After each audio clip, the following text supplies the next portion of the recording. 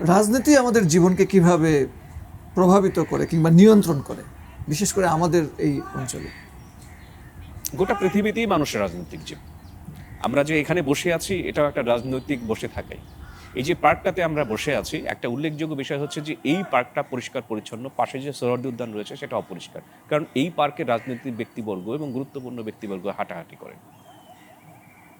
একটা হচ্ছে প্রথম উদাহরণ। দ্বিতীয় উদাহরণ যদি দেই, সেটা হচ্ছে যে আমাদের দেশে বিগত ১.৫ বছরে যা কিছু ঘটেছে, নিঃসন্দেহে অন্যান্য যে কোনো সরকারের আমলে চাইতে সেটা একটু খারাপ ছিল। সেটি যে নেতিবাচক ছিল এর কারণ হচ্ছে দেশের রাজনৈতিক ব্যবস্থা ভেঙে পড়েছিল।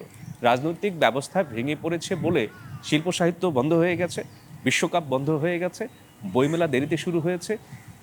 যারা রাজনীতি অপছন্দ করে, যারা আই হেইট পলিটিক্স বলে, যে বড়লোকের সন্তানরা, সেই বড়লোকদের ব্যবসাও কিন্তু ব্যাহত হচ্ছে। তারাও কিন্তু দারিদ্র্যের মধ্যে পড়ে গেছে। অর্থাৎ যে ছেলেটা বা যে মেয়েটা রাজনীতি অপছন্দ করে সেও কিন্তু রাজনীতিরই শিকার হচ্ছে।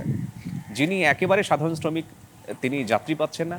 যিনি যাত্রী তিনি আবার যানবাহন পাচ্ছেন না, যানবাহন পেলেও তার আবার ভাড়ায় পোষাচ্ছে না। এই যে একটা সামাজিক শৃঙ্খল বা একটা সামাজিক অবকাঠামো যে ভেঙে পড়লো, এটা রাজনৈতিক অবকাঠামো ভেঙে পড়েছিল বলেই এমনটা হলো।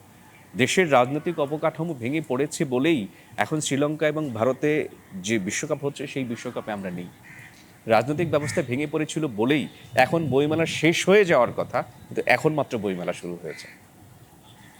এরকম আমাদের জীবনে যে রাজনীতির কতটা প্রভাব রয়েছে সেটা আমরা গত ১.৫ বছরে হাতে কলমে দেখেছি, চোখে আঙুল দিয়ে আমাদেরকে দেখিয়ে দেওয়া হয়েছে। অনেক সাহসী প্রতিবাদী লেখা লিখে থাকেন আপনি, আপনি কি ভয় পান না? লিখতে গিয়ে যে ভয় পাই কি না, এই প্রশ্নের উত্তর হচ্ছে অবশ্যই ভয় পাই। যদি বলি যে আমি ভয় পাই না, এটা তো আসলে প্রচণ্ড রকমের মিথ্যাচার করা। ভয় পাই। ভয় পাই বলেই কোনো কোনো লেখা শুরু করার আগে কয়েক বছর চিন্তা করি যে এই লেখাটা আমি আদৌ লিখবো কিনা। কয়েক মাস ধরে সিদ্ধান্ত নিই যে আমি কবে লিখতে বলবো। কয়েক সপ্তাহ ধরে ঘাটাঘাটি করি যে কোন বাক্যটা না লিখলে আমার জন্য জীবন বাঁচানো সহজ হবে, কোন শব্দটা লিখলে আমার জন্য একটু বাইরে বের হওয়াটা একটা সহজ হবে। এই ভয়টা তো নিশ্চয়ই পাই। আর নানাবিধ ভয় সবসময় থাকে। দরজায় কড়া নাড়ার শব্দ শুনলেই আমার মনের ভেতরে সন্দেহ জাগে যে কড়াটা অ্যাকচুয়ালি কে নেড়েছে। কারণ আমার বাসায় তো কড়া নাড়ার খুব বেশি মানুষ নেই। আমার বাসার সমস্ত সদস্য যখন বাসায় উপস্থিত থাকেন তখনও যদি কড়া নাড়ার শব্দ শুনি, তখনই মনে হয় কড়াটা আসলে কি আইন শৃঙ্খলা রক্ষাকারী বাহিনীর কেউ নেড়েছে, নাকি অন্য কোনো ঘাতক এসেছে অন্য কোনো উদ্দেশ্য নিয়ে, অন্য কোনো রকমের যদি তার কোনো মতলব থেকে থাকে। দরজায় কড়া নাড়ার শব্দেও আমি ভয় পাই। যখন ফেসবুক স্ক্রল করতে আমার সামান্য একটু দেরি হয়, কোনো একটা পেজ ওপেন হতে যখন আমার ৫ থেকে ৭ সেকেন্ড সময় লাগে, তখনই আমি আতঙ্কে থাকি আমার ফেসবুক অ্যাকাউন্টটা আছে তো, নাকি এটা কোনোভাবে লগ আউট হয়ে গেছে। আপনি তো জানেন যে অ্যাকাউন্ট হ্যাকড হলে সেটা লগ আউট হয়ে যায়। সারাক্ষণকে একটা আতঙ্কে থাকতে হয়।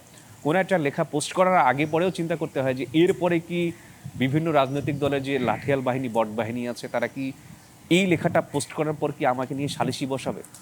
এই লেখাটা পোস্ট করার পরে আমাকে নিয়ে কি চরিত্র হনন হবে? এতদিন মামলা হয়নি, ঠিক এই লেখাটার পরে কি মামলার যাত্রাটা আমার প্রথমবারের মতো শুরু হবে?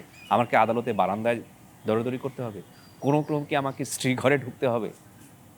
এরকমের একটা আতঙ্ক নিয়ে কিন্তু সবসময়ই থাকতে হয়। প্রতিবাদ করাটা এতটাও সহজ না, দূর থেকে যতটা সহজ মনে কিন্তু হয়। এত চাপ নিয়ে ঘুমাবেন কিভাবে, বাঁচবেন কিভাবে?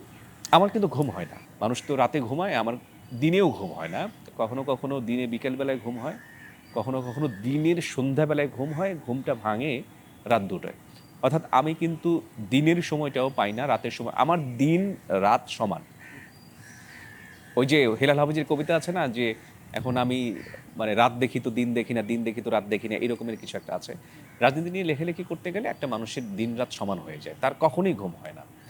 এই যে আমি এখানে বসে আছি, এটা অনেক কষ্ট করে আমাকে এখানে আসতে হয়েছে। মানে এই যে সময়টা ধরতে পারলাম, আপনি যে আমাকে একটা অ্যাপয়েন্টমেন্ট দিয়েছেন, সেই সময় মোতাবেক যে আসতে পারলাম, এটা একটা বড় ধরনের সংগ্রাম ছিল।